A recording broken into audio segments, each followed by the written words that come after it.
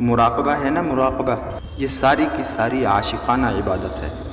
یہ مراقبہ ساری عبادت عاشقانہ ہے۔ گمان ہے اللہ کے ذات عالی کے ساتھ کہ میں سر جھکائے بیٹھا ہوں عرش الہی سے نور اللہ کے حبیب سرور کونین حضرت محمد صلی اللہ علیہ وسلم کے قلب اطہر پہ، اور وہاں سے میرے قلب پہ، میرے دل پہ، بوسیلہ محمد مصطفیٰ صلی اللہ علیہ وسلم، اور وہاں سے میرے دل پہ، اور میرا دل اللہ اللہ۔ یہ جو سارا پکارنا ہے، یہ جو فقرہ ہے، یہ دل سے پکارا جائے، زبان سے نہ پکارا جائے۔ اس کو دل سے دہرایا جائے، زبان سے نہ دہرایا جائے۔ اس کو دل سے دہرایا جائے، زبان سے نہ دہرایا جائے، سب کچھ دل سے دہرایا جائے، اور پھر توجہ ہو بہت زیادہ۔ جو توجہ کرے گا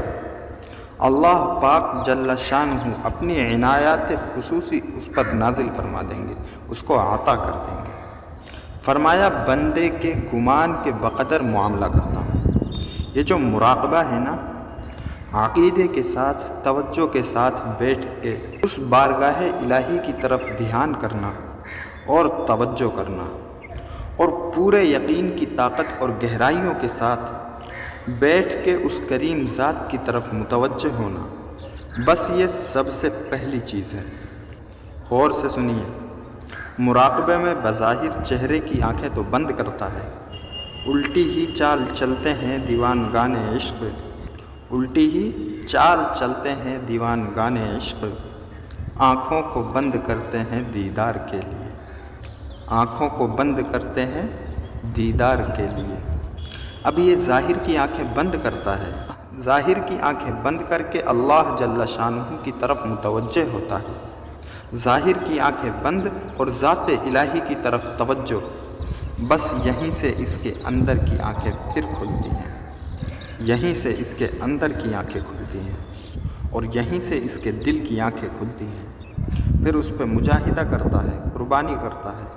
وساوس آتے ہیں، ادھر ادھر سے خیال آتے ہیں، ان خیالات کو جھٹکتا ہے، ان سے جان چھڑاتا ہے، پھر توجہ کرتا ہے، پھر کوئی خیال آتا ہے، پھر کوئی گمان آتا ہے،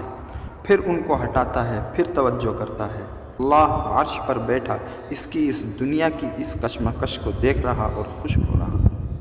میرا بندہ میری ذات کی طرف لو لگانے کی بھرپور کوشش کرتا ہے، اور یہ دنیا کے تنکے اور ہوائیں اس کے اس گمان کو اڑا کر لے جاتی ہیں۔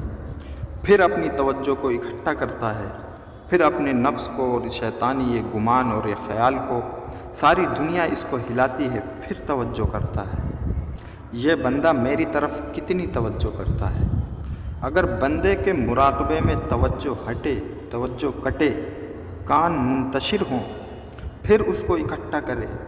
پھر اللہ کی طرف لگائے، پھر دھیان منتشر ہو، پھر اللہ کی ذات کی طرف لگائے،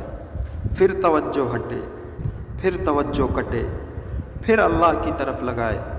یقین جانیے اللہ جل شانہ عرش میں اپنے بصیر اور اپنے خبیر ہونے کی طاقت کے مطابق اس کو دیکھ رہا ہوتا ہے، اور پھر اللہ پاک اس کو دیکھ رہا، اللہ دیکھ کے پھر اس پہ شفقت کی نظر کر رہا، اور پھر اللہ پاک اس پر شفقت کی نظر رکھ کے اپنے کرم کی نظر رکھتا ہے کہ یہ گرتا ہے۔ گرنے سے مراد ادھر ادھر کے وساوس، اس کی سوچیں، اس کا خیال، تصورات، پھر یہ اللہ کی ذات کی طرف توجہ بڑھاتا ہے، پھر چیزیں آتی ہیں، پھر گمان آتے ہیں، پھر خیالات آتے ہیں، پھر تصورات بڑھتے ہیں، پھر توجہ بڑھاتا ہے، پھر ہر طرف سے اسے کوئی چیز آ کے گھیرتی ہے، کبھی نفس، کبھی شیطان، کبھی اولاد، کبھی گھر، کبھی دفتر، کبھی دکان، اس کی زمین، اس کے مشاغل اس کو آ کے گھیرتے ہیں۔ پھر وہ بندہ اپنی توجہ ہٹا کے اللہ کی ذات کی طرف اپنی توجہ کو کرتا ہے۔ اب اللہ کی رحمت کو جوش آ جاتا ہے، اس کی اس ادا پہ رحمت خداوندی بے قرار، اور پھر موجوں پہ آ جاتی ہے، رحمت خداوندی پھر موجوں میں آ جاتی ہے۔ اور پھر یہ شخص جب ایسے گرتا گرتا گرتا اپنی توجہ اللہ جل شانہ کی طرف بڑھاتا ہے اور پڑھتا ہے، میرا اللہ بھی ایسے ہی اس کی طرف متوجہ ہو جاتا ہے،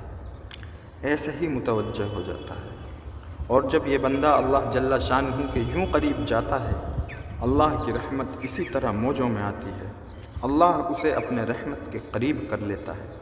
اور اس پہ اپنی رحمتیں، اپنی برکتیں اور اس پہ سکینہ اور اپنے تتنزل علیہم الملائکہ، پھر اس پہ رحمتوں کی بارشیں ہو جاتی ہیں